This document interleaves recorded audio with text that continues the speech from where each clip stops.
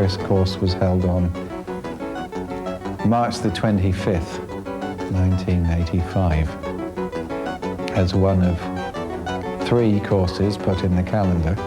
The course was held at Charlestown in West Virginia at the Claymont Mansion. And the demand was so great for these 3 courses that in the first year we had 8. Since then, there have been 34 courses held in North America, both on the east and the west coasts. And in England we had a house for 3 years where Crafties would come and make extended visits. In France we've had several courses, also one in Holland, several in Germany, one in Norway. We're returning to Switzerland shortly for our 2nd course, and as we're speaking currently, this is our 3rd course in Italy.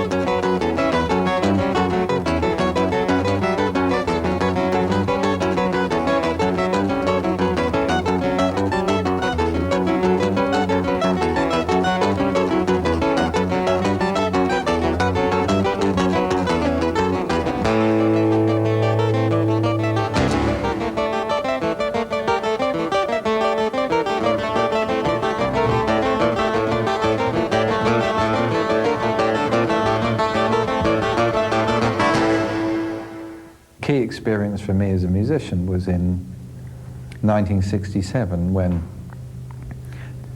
I'd driven home probably about 1 in the morning, and I put the radio on, and there was this unbelievable music on which was terrifying, and I had no idea what it was. At the end of it there was this amazing wind-up from strings and then this piano chord, and what I'd heard was Sergeant Pepper. But it had begun somewhere and I heard no beginning to it. And this piece of music terrified me, and something opened up. Then at the same time, I became familiar with the Bartok string quartets and Hendrix, Are You Experienced, and the Male Blues Breakers. And there was a power in all this music which was the same music, although it was spoken by different musicians with different dialects. But the music was the same, and it was incredibly powerful. And I couldn't return to the life which was planned for me. I was just about to go to university and take a degree in estate management and take over my father's small real estate firm in Wimborne, Dorset, become an estate agent. And I'd been a dutiful son for a period of years, but at this point it was no longer possible for me to keep these 2 contradictory impulses going. So I had to give my life to music.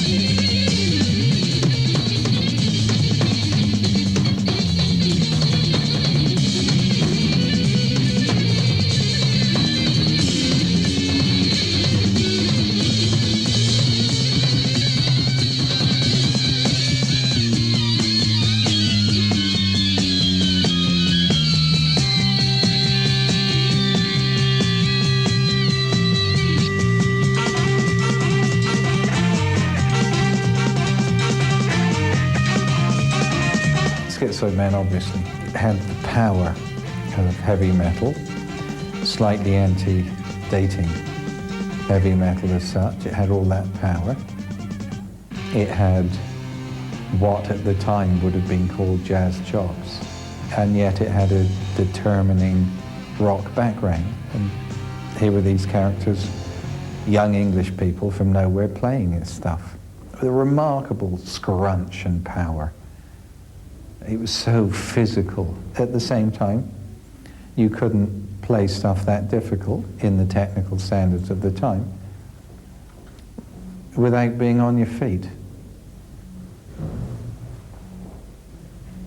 Also, I suppose you say it's kind of catchy. It was a bravura piece. And to make it just a bit more tricky, we'd walk on stage, and without making such sounds as plugging in the leads or warming up, we just count it and play it straight in. Well, things that difficult, you can't just begin with it. You have to build up through the evening and hit it. We begin with it. Visceral power, zonk.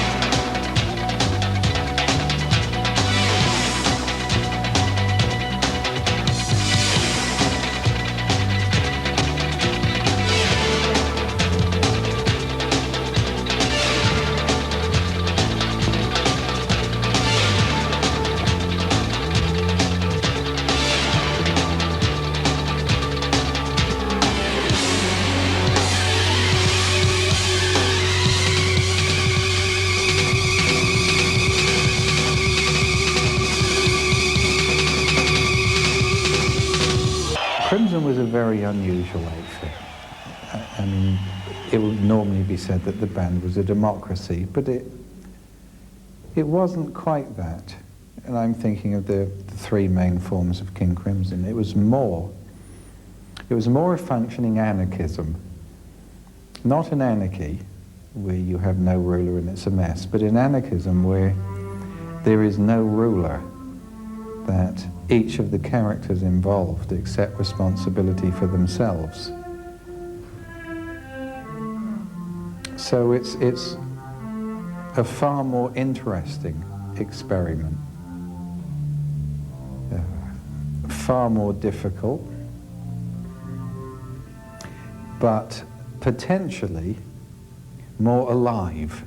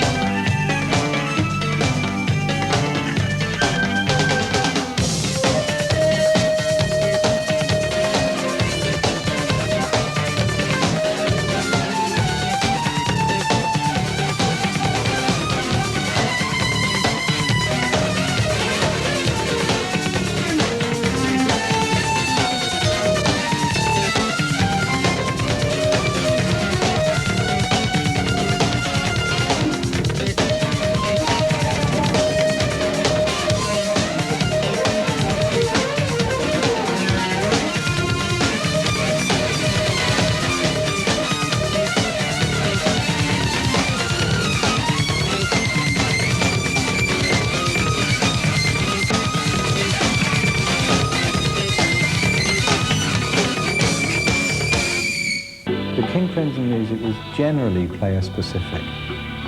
It wasn't written for anyone to play. It was written by those people, for those people, with those people in mind.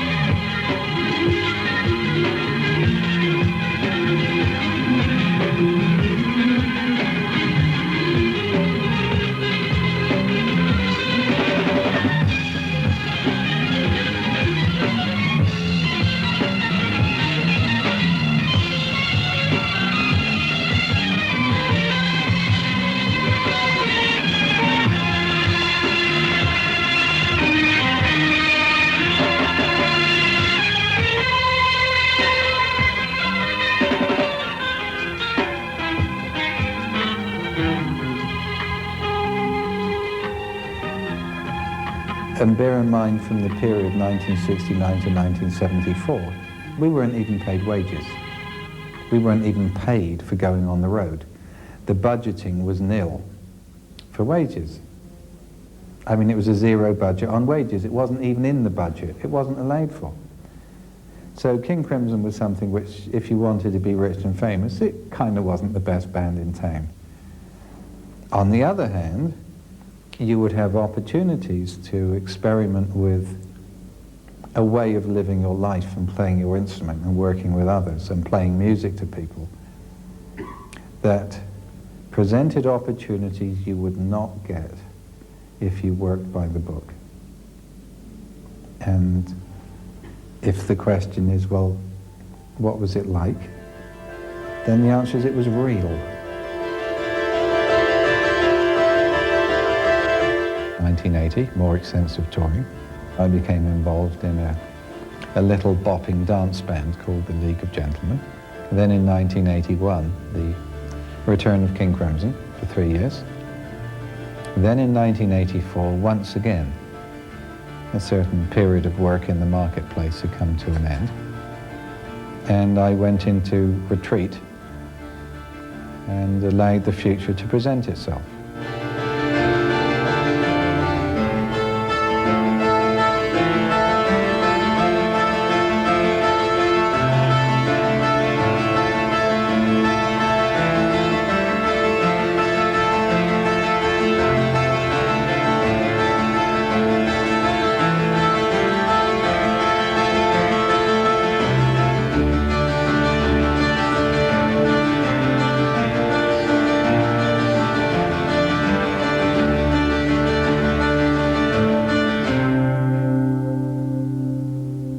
In 1984, when I left public life as a working musician, the kind of equipment guitarists were looking at was MIDI interface, synthesizers, and so on.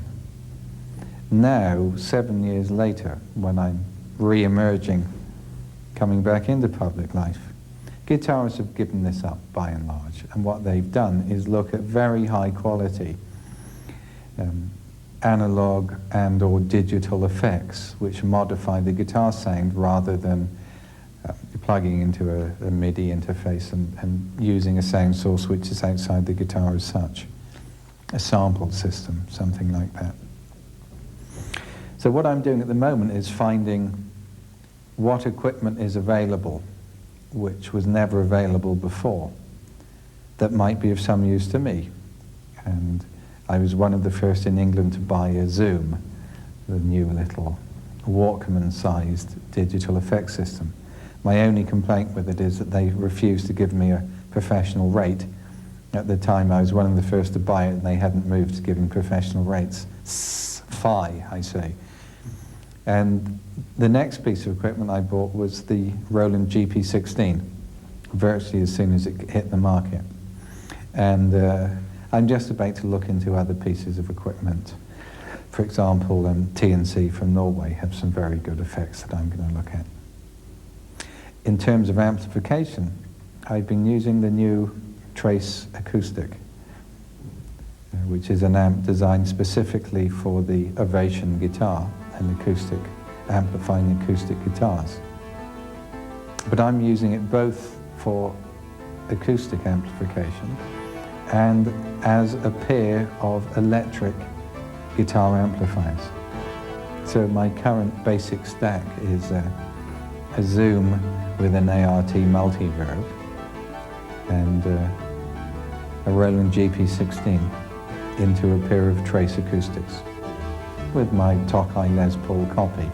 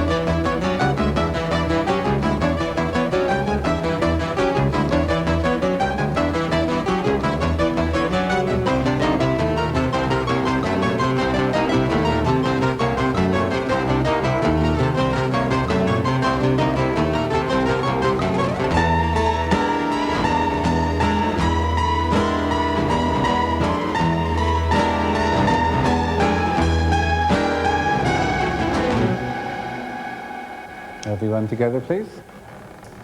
C, G, D, A, E, G. Now together, and.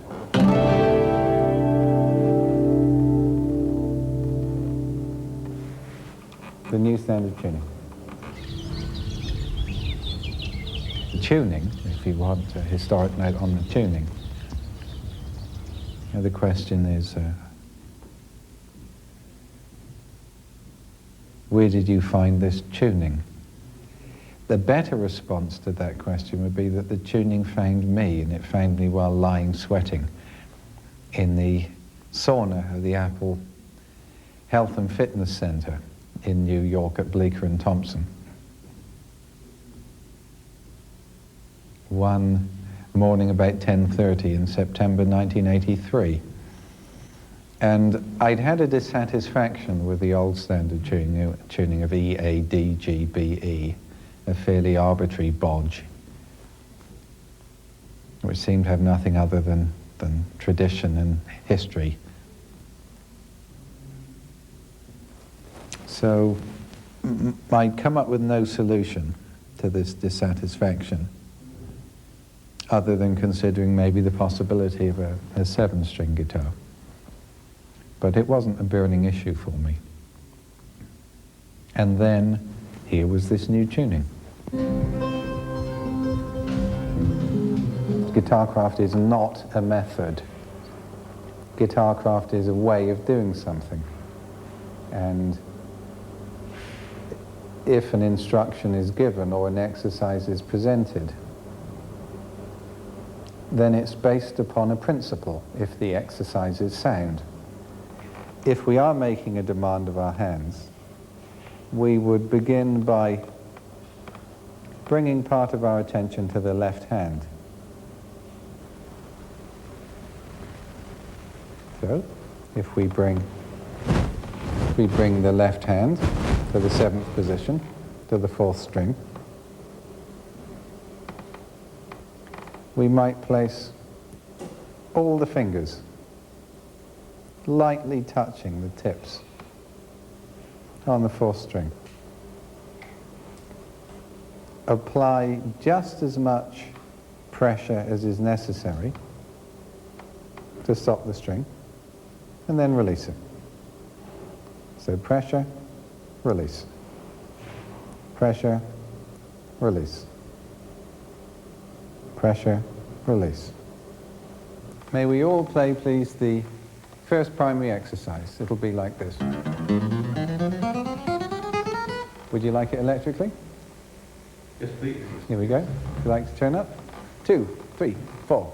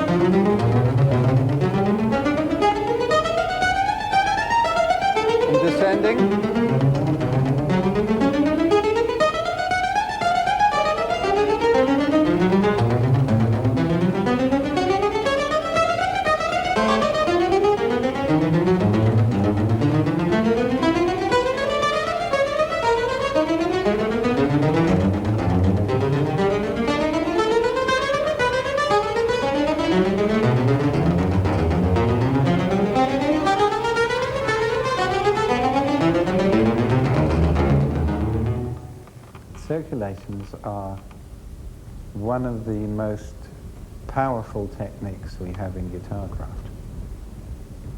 And on the outside,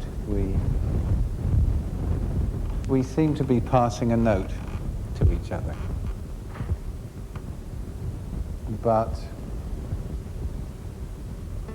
we might be trying to pass a quality of our relationship.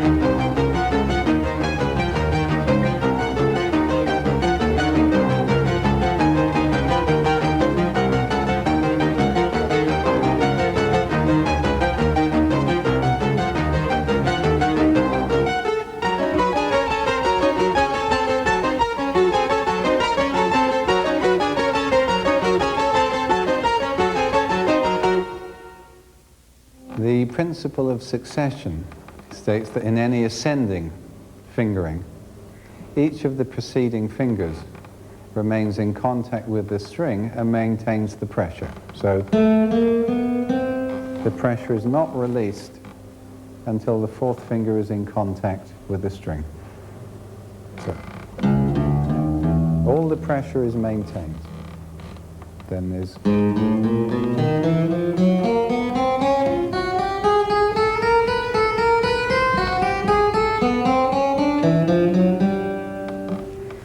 and the principle within this is the principle of completion. Once the particular flow is completed, then the finger about to make the next move can continue on its way.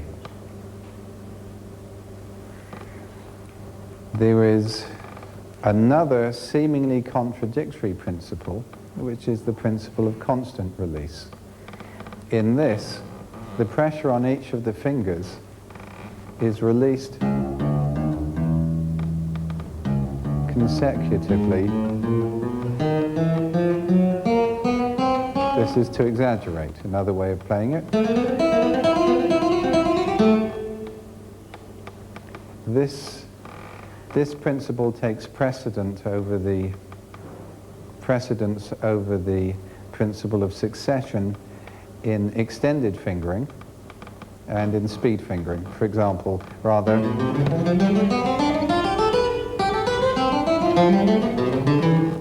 unpleasant fingerings like this.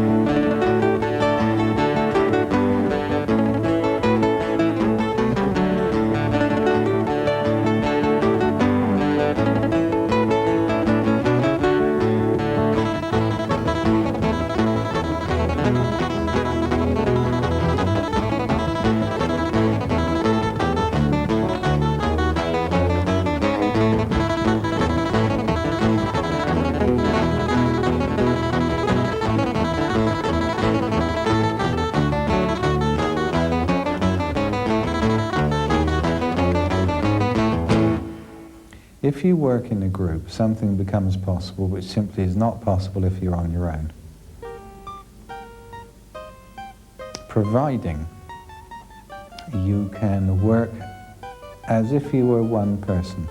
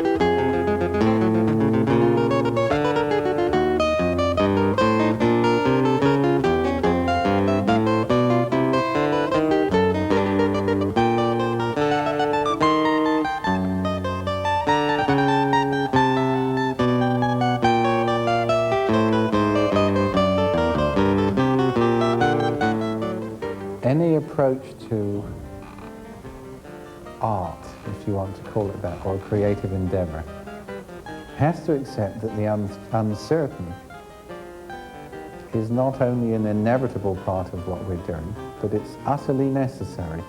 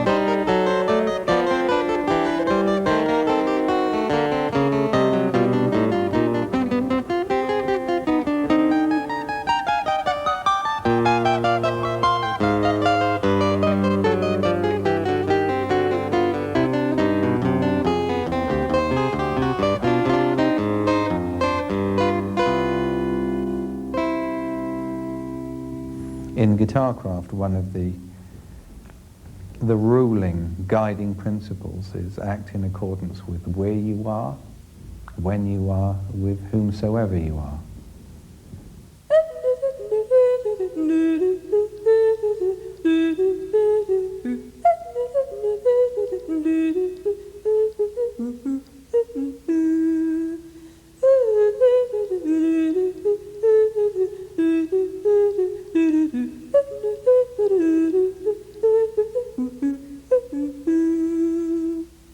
When we had no faces, we turned an upright seat.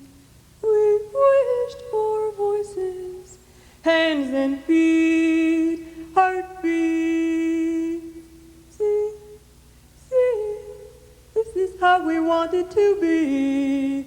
We say yes, how we want it to be. This is the first acoustic guitar which I've ever been able to play with any degree of comfort. The normal guitar body, the traditional body where it has a very wide shaped body, makes the shoulder and arm very uncomfortable, and it also interrupts the operation of the wrist, so that the wrist will inevitably tend to bend and move more towards the banjo approach to picking. My feeling is that guitars are made for guitar makers and not guitarists. And this particular guitar was made by a man who made helicopter blades for the American Navy, the Bell helicopter, and having found the mathematics of this, he thought, well, I should be able to apply the mathematics to building a perfect guitar. I'm not claiming that the guitar is perfect, but I am saying it's the first acoustic guitar that I've ever been able to play with any degree of comfort. The intonation is also better, the balance is better, and because of the pickups and the inbuilt electrics, it's neither an acoustic guitar nor an electric guitar, neither is it something in between, so it's an intriguing hybrid. It also has the advantage that it's mass-produced and readily available, and playing in an ensemble like this, the conformity between the instruments is very important.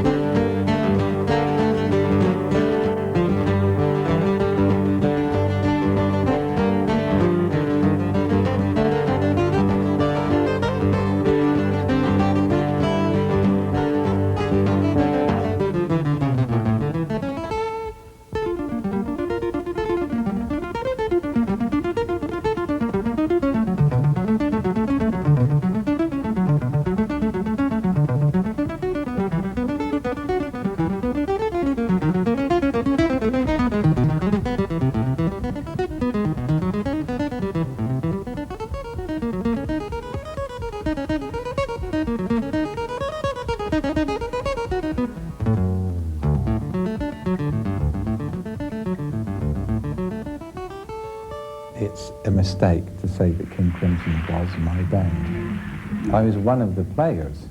I might have had a certain vision of something for the band. I mean, there would be remarkable experiences in the band. It was as if music leant over and took us into its confidence.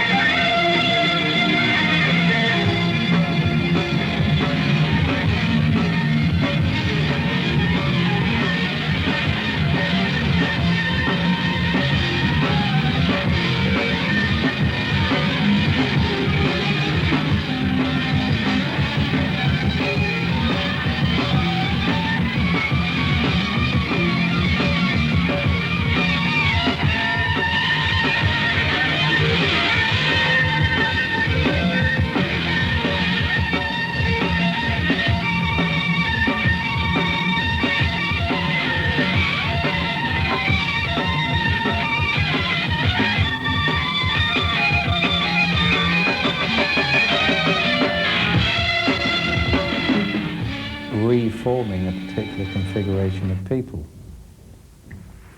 is no good unless there is a translation in terms of time and place, which not every musician can make. Beautiful line in a Starless it's a beautiful little melodic line which comes in that even now it makes me ache. I would love to play that piece of music again. Love to. It's in potential, and the characters are in place for the next particular period of King Crimson's work.